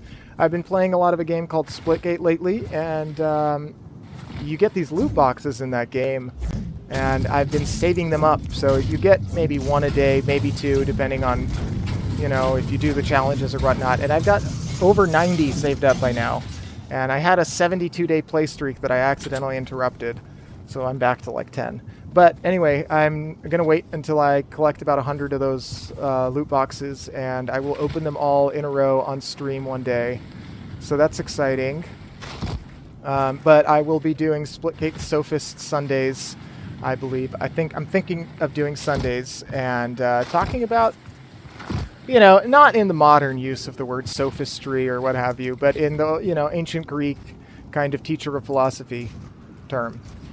So we're going to just discuss some other philosophical topic on Sundays, and I will also be streaming other days of the week. I'm not really sure what the rest of my schedule will be like. So I think maybe Hannah, my girlfriend, wanted to stream as well. She's been kind of getting into video games lately. And so maybe Madness Monday, because she screams a lot. Maybe Weirdo Monday. Weirdo Wednesday, I'm sorry. Writing Wednesdays. I don't know. I've got a lot of interests. Not enough time. Let's see here. Get these minis off. If anyone's got any suggestions, let me know. I would love to. She's been playing. Type if you want to respond to them. I can let you respond on your own accord. Yeah, she's been playing Fortnite and Katamari, I think. Yeah. Wow. Look at that. The timing. I gotta say though, her Fortnite skills could use some work. So we'll play together, maybe one of these days here, and I'll see. I don't know how we're gonna stream that, but we'll see. Probably also off the capture card. Oh, my ping, my poor ping. So I'll definitely get the router issue fixed by Sunday, and the topic for Sunday, I think I'm going to stream from noon to 3 on Sundays, and that'll be Central, so that'll be 1 to 4 East Coast, and that'll be 11 to 2 Mountain. And this Sunday we will be talking about singularitarianism, or the idea that there's a technological singularity coming. So maybe a lot of emphasis on AI and the robots, and what all that means for us, and what the implications of that might be for your average person. Why should I care, right? That's kind of the sort of thing that Nick Land. Is the question if he's playing with me? Because no, he's not. I saw him online earlier, but I did not. I was preparing for the stream, so I think that's where I'm at. But Nick does play a good bit of Fortnite with me, and he was online at the start of my stream. So if you're interested in joining us sometime, you can get that going. Nick Land. Nick, see, I don't know who that is. I'm going to look it up, and I guarantee this is a joke. This is some right-wing... Oh, well, this is an actual philosopher, so I have not heard of him. Now, I look stupid. All right, okay. All right, Nick Land is an English philosopher, theorist, short story writer, and blogger, born 1962. He has been described as the father of accelerationism. Okay, all right, cool. So I think I've heard of this Eastern philosophy. Sure, we can discuss some Eastern philosophy at some point. All right, hey, nothing wrong with kind of right wing. You doing that with an expensive electronic in your hand is not ideal, maybe. It's okay if you're within frame momentarily. So Nick Land was a leader of the 1990s collective Cybernetic Culture Research Unit. After its original founder, cyber-feminist theory Sadie Plant departed from it. His work has since been tied to the development of accelerationism and speculative realism. His writing, beginning to take shape in the 1990s, has been described as theory fiction, departing from the formal conventions of academic writing and embracing a wide range of influences, as well as exploring unorthodox and dark philosophical interests. Land is also known for later developing the anti-egalitarian and anti-democratic ideas behind neo-reaction and the Dark Enlightenment. You know what? I like the sound of this. I think this sounds interesting and novel, and I will definitely check it out, and I will probably end up talking about it on Sunday. So I like what I've read so far. And my god, I need to get this ping figured out by then, for sure. Let's see here.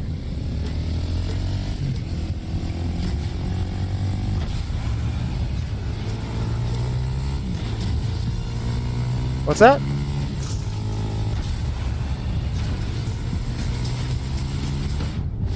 Yeah, so no, I really haven't planned out Sunday's stream. I was going to write one of these outlines like I did here, and share that. My first few outlines I'm just going to share for free. Once the channel takes off, I will keep those kind of paywalled behind Patreon. But I do still plan on sharing them on screen. It's just the actual doc files or whatever, PDFs or whatnot, I will try to monetize, We'll see how all that goes. Ooh, very cool. Some other games I'll be playing are GeoGuessr, Pokemon Showdown, the new Pokemon game maybe, Pokemon Shield, who knows. It's not all going to be philosophy, whatnot. I do also just plan on gaming and chatting and hanging out and, interacting with an audience in a fun way. Let's see what we've got here. And so it's winter now, but I wanted originally to stream outside of the bus. And so one day I will do that. I will stream outside of the bus where everything, my whole setup, I'll take all these wires and everything and take them outside the bus, and you'll see the bus in the background. And the dry erase surface, okay, so get this. Now, I'm talking about monetization. I'm just going to hide in this car here because, that's what respectable people do.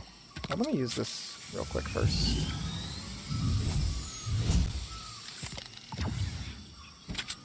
All right, we've got camera here.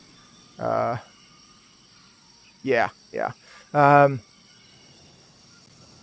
This is all dry erase. So if someone donates through Stream Elements, I write their name. So school bus soy So not only that, but I do it immediately. That's kind of the idea, is that I drop whatever I'm doing to right on the wall. So if I'm in the middle of a shotgun build fight and you donate, the lights all flash green. So they flash red for followers, they flash green for donations and money stuff, and they flash blue for I don't know what. I'm still figuring out that app. Yeah, so that's neat. I painted the whole thing dry erase paint, like outside, inside, everything. The whole bus is dry erasable. The roof above me is covered in dry erase paint. This is a dry erase board, just because that's funny, right? This wall I have not painted in dry erase paint, which is like the worst wall for me to have not painted so far. So I will be painting this tomorrow morning, Christmas. I will be painting this wall. And also there's a bit at the front of the bus that remains unpainted. So that the donations will now be scribbled there. So thankfully no one here has taken the name, any ridiculous names, but I'll write them up there. Just no slurs, I'm thinking. I don't know what else I would try to, block off. But yes, Flat Earth, I will definitely talk about Nickland on Sunday. It sounds neat. I see here, just to throw out some words, contemporary philosophy, Western philosophy, continental philosophy, accelerationism, speculative realism, dark enlightenment, acceleration, nihilism, cybernetics, anti-humanism, cyberpunk, horror, accelerationism, capitalism as AI, hyperstition, horrorism, helioplexy, and templexity. That's neat. Influenced by Bataille, Deleuze, Guattari, Nietzsche, Baudrillard, Burroughs, Cantor, Gibson, Marx, Schopenhauer, Crowley, Kant, Hoppe, Moldberg, Lovecraft, Schumpeter, and Choran. Influenced Grant, Negerstein, Eshun, Fisher, Dark Enlightenment, and Code 9. Negerstani, I think. I said Negerstein. My bad. So yeah, kind of neat stuff. So let's get back to this game here and see how we're doing at this time. Kind of getting close to the end of what I had planned to stream here. I had planned to stream for 2 hours, and we are now at hour and 40. Almost an hour and 40. So let's see what else. If you guys watch my first stream, I kind of talked about my plans for this whole podcast Twitch stream thing. I'm currently multi-streaming to, I mentioned earlier, but let me mention again. I am multi-streaming to Twitch, YouTube, Facebook, my personal Facebook, Discord, and Trovo all at the same time. It sure is, and there's this, I think it's called the Wikipedia philosophy game or something. You click the first link on any article on Wikipedia, and it pretty much always takes you to the philosophy page, which is neat. These are all kind of central. Whatever the first link is going to be, some kind of basic word about the categorization of that article, and so at some point that'll be reduced to its base philosophical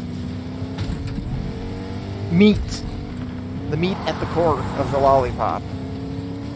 Ooh. You know what I had the other day that was nasty and horrible? Last night, because I was convinced to try it by someone that exclusively eats meat because of her diabetes that is supposedly well controlled by this, carnivore diet, and I guess had a break from it on Christmas for Christmas dinner. I had meatloaf with cupcake frosting on top. And I am a very adventurous eater. I love eating strange foods. And it was horrible. It was really bad. It was not good at all. Didn't have any redeeming factors, any redeeming qualities. And I told her, yeah, not that bad. I didn't know what to say. I was just kind of shocked. The moment, whoa, we don't like that. That's bad to do. All right, so let's see what we got in here. All right, I like that. That's good. That gives me some hope. So I wonder if this guy saw me go in or what.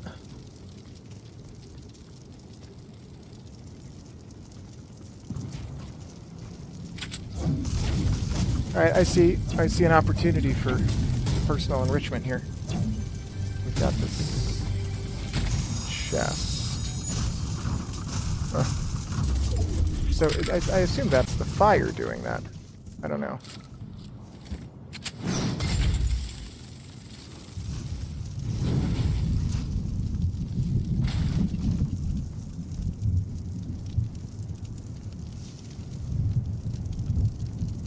Where is this guy?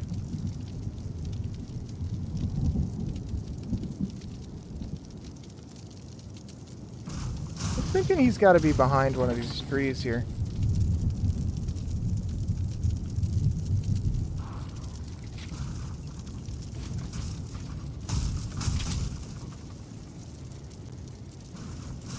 I mean, I don't know. Where else? Maybe that bush? I wish I had fire. I could fight his fire with my fire, as the saying goes. So speaking of Wikipedia, I actually used to edit Wikipedia kind of as a hobby.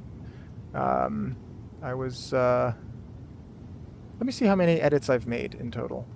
I think it's on my page.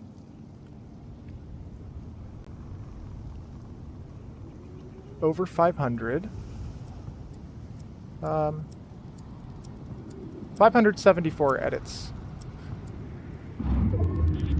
This guy that I went to high school with, in high school, was an administrator of Wikipedia and had made 33,000 edits at the time. He ended up getting a bureaucrat position, which is a paid Wikipedia editor position, and as far as I know, still works for Wikipedia, although I'm not sure about that. I think he still does, though. Aha! There we go.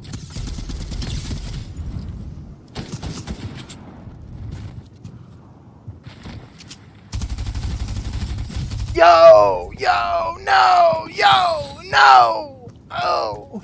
Man! Ow! Oh! There's a deep-seated pain there. I guess let's see what else we got here. Let's see what else we got. It's intermission screen, right? Oh, so yeah, I won this in a raffle. Just, you know.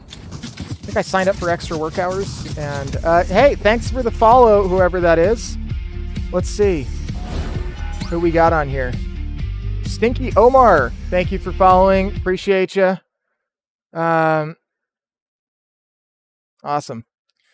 stuff.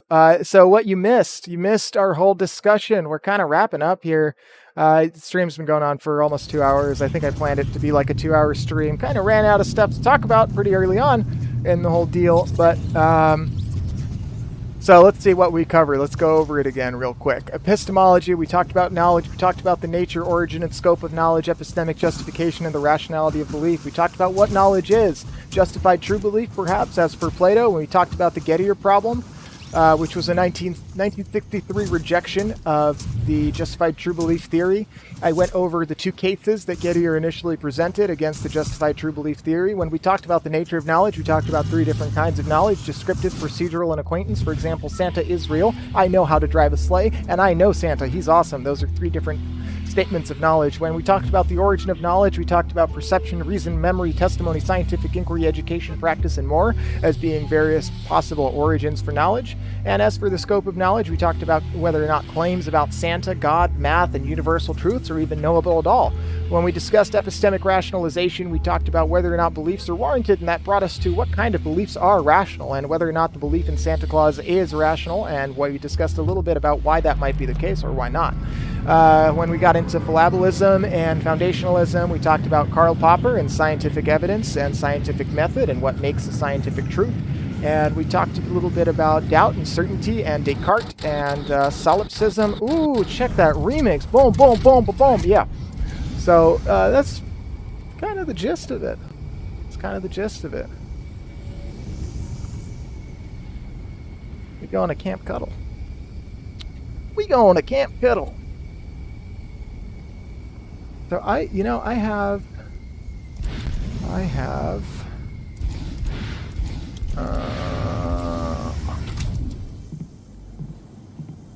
come on. The lag is just not fun. Not good. Not a good time. Let's see what I've got here. Ay, ay, ay. Ay, ay, ay. I don't know about that apple. I don't know about that apple. Come on, you know? What's the deal? Oh, God, what is the thing? 1.1 seconds. Could be better. So yeah, multi-streaming at this time. I think once I hit affiliate, I will quit multi-streaming. We'll see how it goes. I think I've been thinking about this, and I'm really not sure what camp I fall into. It's kind of hard to pick a streaming platform, so I don't really know how I want to market myself and all that jazz. You know, it's been kind of an open-ended question for me for a little while now. Oh no. I generally go long range from left to short range on right. Oh my gosh. This should be streaming in 60 FPS, hopefully without too much delay. Is it smooth? I should think it's smooth. I would hope so. Oh, come on. I mean, aside from the lagginess of the gameplay, but if I've been smooth, and if the gameplay's been smooth when my ping at the top of the screen there, it's not been a ridiculous number, then that's good. My upload speed should be fine. Yeah.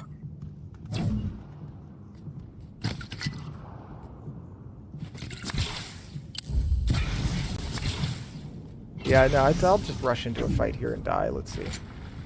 And then I think we're all Fortnited out for the time being. Alright, cool. Appreciate it. Yeah, it's cool that it's possible to do this because I'm in the middle of nowhere. Really, I'm out here among nothing.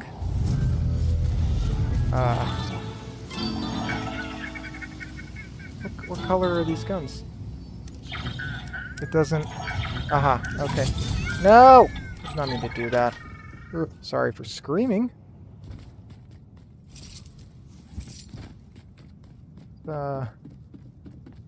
Let's see. Okay.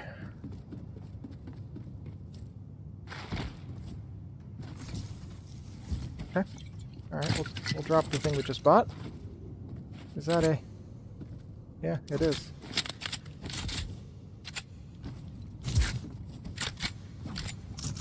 Okay, cool. How do I find an opponent? A worthy foe.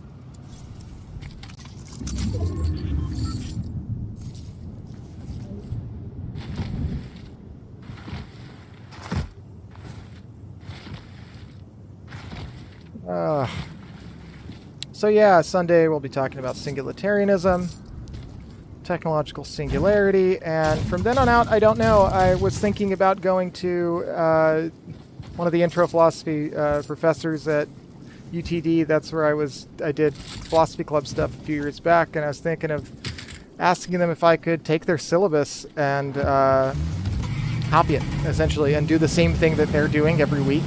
Same discussion, same topics, you know, and just kind of go over it my way while I'm playing Fortnite, and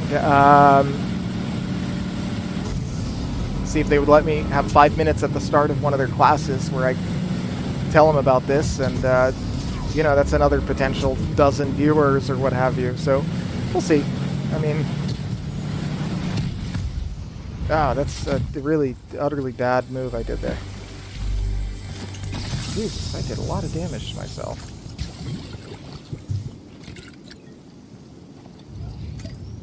Damn. Oh man.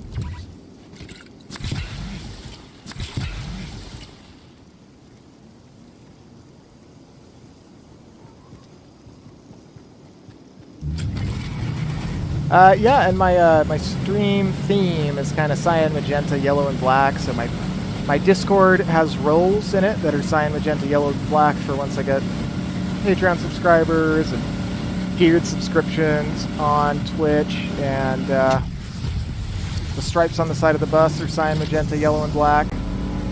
Where was I shot from? That was a little while ago. Let's see here.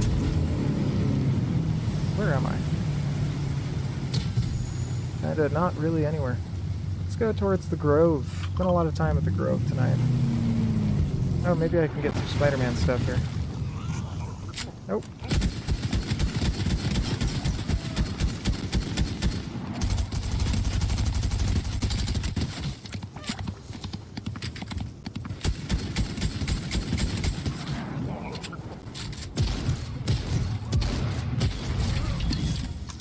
Cool. I'll take it. Great success. Grand success, I should say. Grandest of greatest of successes. Yeah, one big pot? Really? Medi-miss multiple of them? I don't like that. I certainly don't like that. You know, I think I will take the Medi-miss, though, because... might as well. Use the big pot, take the Medi-mist, I suppose. It's only one mini. That's really sad. If there's any other... Yeah! Let's go! Wow. It's just horrendous.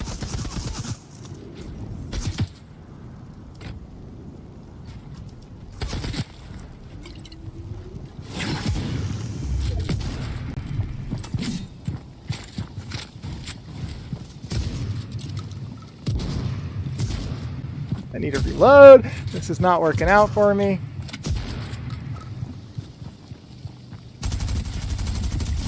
Oh, a boss.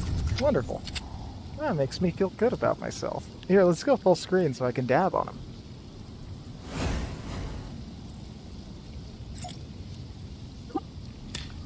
Alright. Thank you.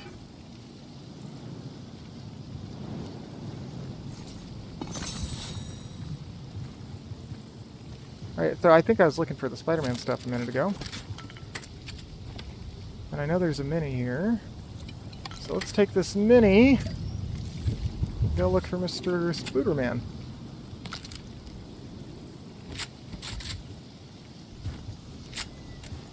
Is Mr. Spooderman nearby? Oh, he was. He was here. Oh, Your Dreams Online. Right on. Man, what is with YouTube spam? Blocked. You're in timeout.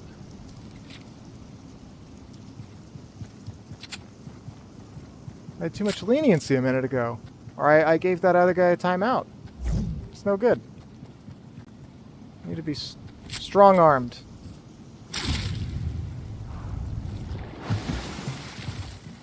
Alright, let's do some running.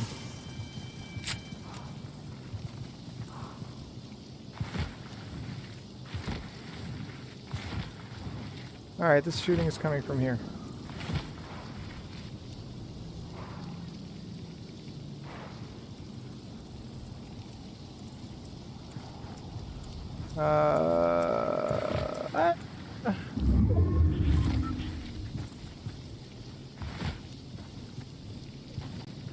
Anyone doing anything exciting for Christmas?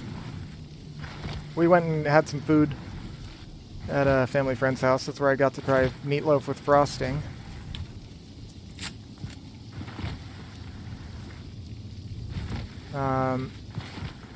Aside from that, not really doing anything aside from this. Let's pick up this thing here. Yeah, that's fine. I'll pick that. We'll run with that. You know, I think I love how it... Oh man, I never did that logjam quest, did I?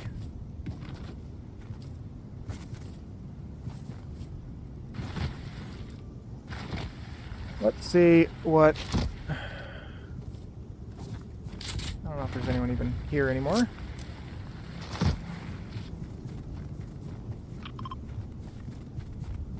No, there is not. Alright, let's get out of here.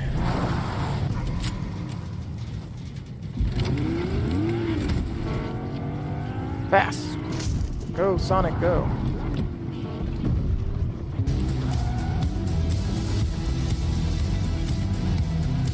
Alright, let's keep going. Maybe to... There's no POI in. They should put a POI in that big... Something in that big open area. There's someone there. Yep.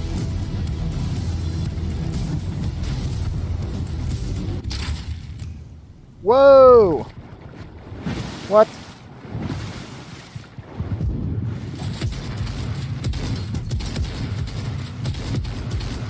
Oh, we love bots.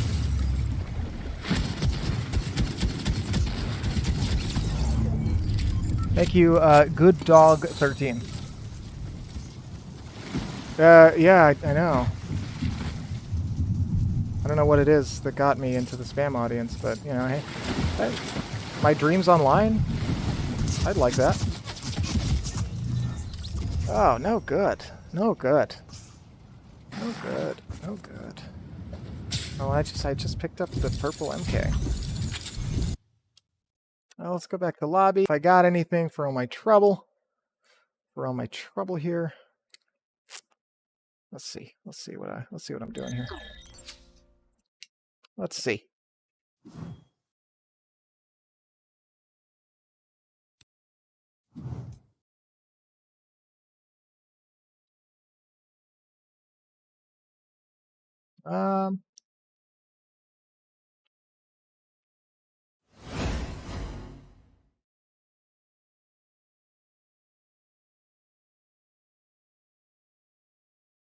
Okay. So, oh, I can open a a present. So let's go on this side. Can we get the big one? No, we cannot get the big one. Let's hit these jams first.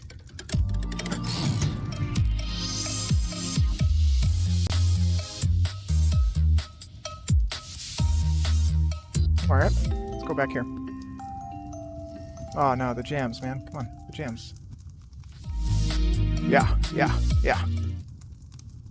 Oh gosh. Oh, it just stops when you. Okay. 1, 2, or 3. Is this one opened already? Yeah, that one's opened. Let's go with this. Anyone got any objections to that? No.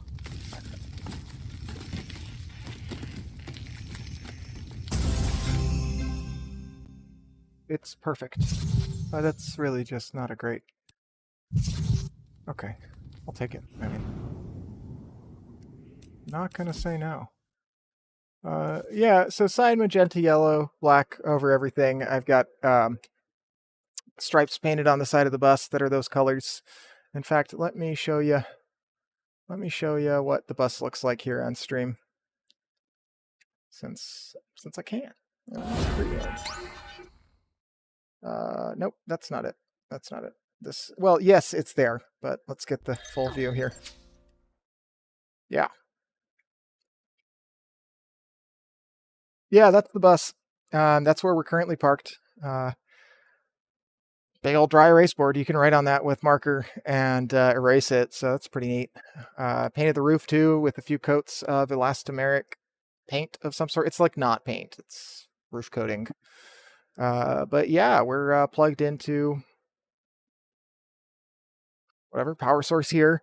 The goal is to get solar at some point, but that is darn expensive. Yeah, the bus is going well. I'm maybe about, let's see, if the power plug is there. So let's see how many windows I am behind the power plug. Maybe, how many windows are there here? 1, 2, 3.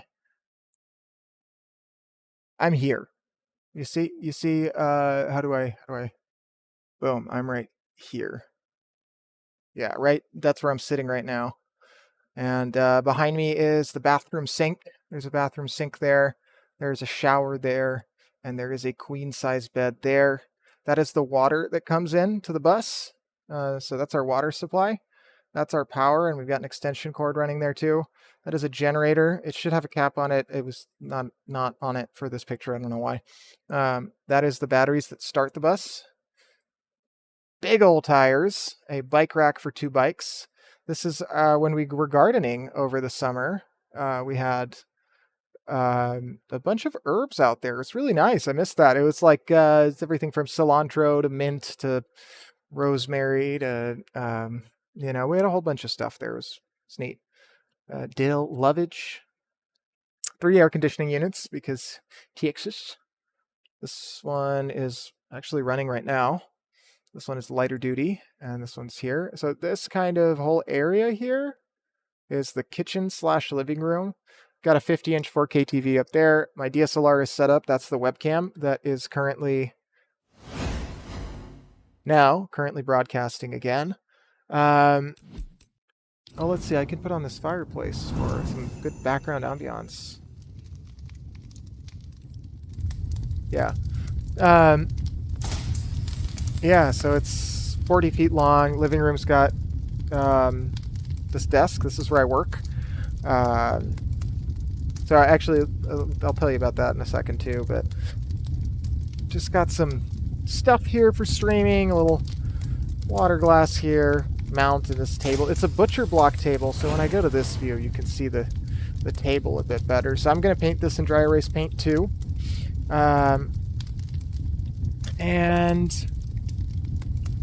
laptop here, I've got a RTX 2080 in it, fan under it, lighting, monitor. This actually does this, which is really nice. Sometimes I do actually turn it sideways. It is useful from time to time. Let's see what else. Lights, all sorts of lights, smart lights everywhere. Alexa's out the wazoo, you know. Never mind. Sorry if I turned on your Amazon device at home. That's what we call them, Amazon devices. And yeah, that's the general gist of it. I'm going to pull up my own stream here on Trovo because I want to see what is going on there in Trovo. It's like a Twitch alternative. I don't know. It's Tencent run. You know, the Chinese company that does, I think has a significant stake in Epic Games as well. And I don't know. It seems to be taking off. Maybe better exposure. Who knows? I think I've had a few views from there tonight. So let me switch here to wall mount display and type in Trovo. Trovo.live. Trovo.live. And this is my website too. Let me show you. .soy is the top level domain, so it's just www.schoolbus.soy. And I've got a picture of the bus on there too. Notification, sync to. Well, it's a little late to, you know.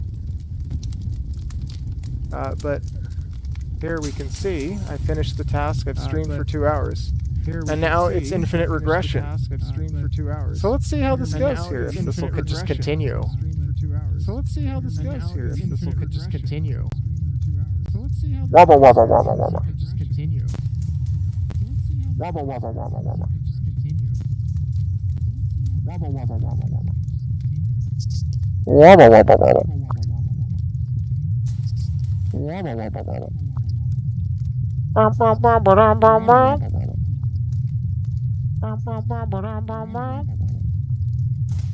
Bum, bum, bum, bum, bum, bum.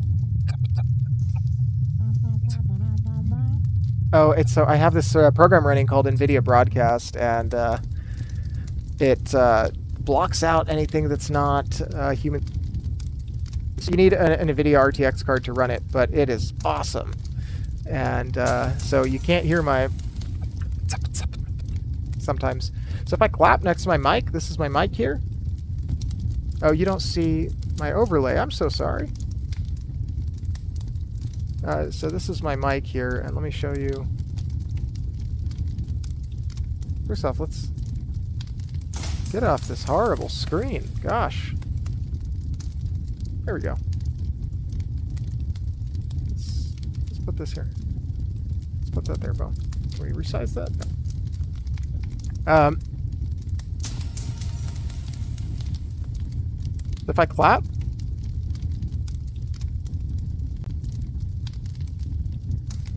if I slam my fists on this table,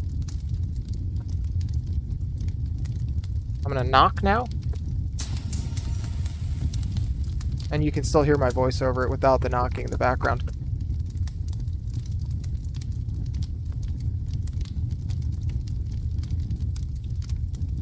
pretty cool. Pretty neat software. Yeah, that's all I've got. So thank y'all for sticking around, whoever's still here. I appreciate you, and I appreciate everyone else that came on to see. I think on Twitch I got 60 views. I don't know how many I got on Trovo, but I'm starting my marketing for this stuff. Just one, or one current viewer, I think. I don't know. Maybe that's what that means. I'll check all my stats on Restream after this and see what. That's me. I'm the current viewer, I think. Wow, that's kind of sad. So, oh yeah, wow, you can see it on the website too. So, yeah, www.schoolbus.soy. This would normally just have a picture of my bus here, but yeah. All right, y'all. Well, thank you for coming. I appreciate what there is to appreciate. You know, I'm thinking of I might read some of this book next time I'm on. It is a wonderful book, and I would love to read along with it and kind of talk through it. So I hope everyone has a very Merry Christmas. It is Christmas here as of 8 minutes ago. So Merry Christmas if you celebrate Christmas. I'm gonna take a screenshot of myself like with this. Boom! Look at that. Wonderful. All right. Merry Christmas, Happy Holidays. Soy out. See you guys.